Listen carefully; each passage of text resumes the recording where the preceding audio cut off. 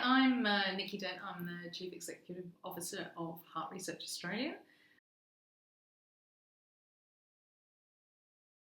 I'd just done some performance reviews, and one of the themes that came out was around efficiency. And I just thought, as a team, we probably needed to do something collectively about that, because we could all improve. There's people perhaps weren't so strong, but as a general rule, I thought we could generally improve our work around that area.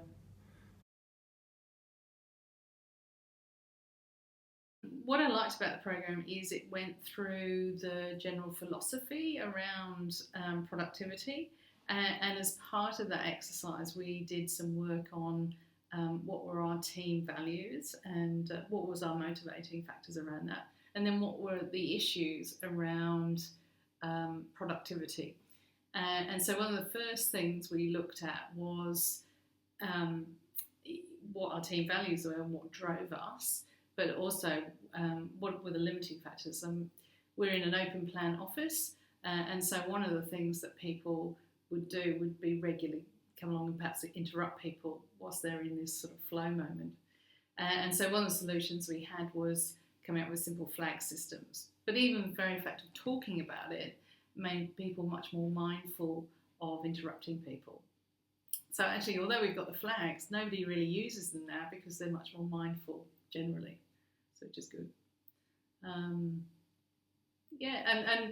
long term, one of the things that we've gone on to use is a system called Evernote, and that's really taking all the things that you wake up in the morning or the shower, having an idea, oh, I must go and do that, putting that down into an organised system. And it means that you've got your list of things to do, but one of the other things that's really interesting is the thinking time that you need around that to go through, and what are the steps to achieve a possibly difficult task. So you break it up, and it might be a phone call, it might be a meeting with such and such to discuss whatever. So you break up those tasks into something, and you also prioritise it. So Evernote's then got a system where you've got all your jobs in one place and an organised system to deal with that, and that's been very effective, I think. So I mean, obviously some people take it up more readily than others, but because we went through the process of agreeing with the team about what was important to us, it's almost changed the culture. So we have a expectation, I guess, of each other about how we're all going to work, and I think that's been incredibly positive. And I think we did a survey before we did it, and we did a survey after we did it, and I think as Rob will probably take you through the survey, the results have actually been quite staggering. We're more organised, we're more productive, we spend more time doing important tasks. So I think all in all, it's a fantastic result.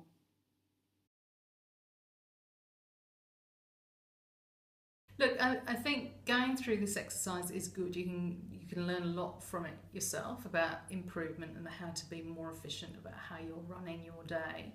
But I think if you want to take it to another level, it's really fantastic doing it as part of a team, because the whole process of doing it, you create a shared value. You create your team rules, your team expectations.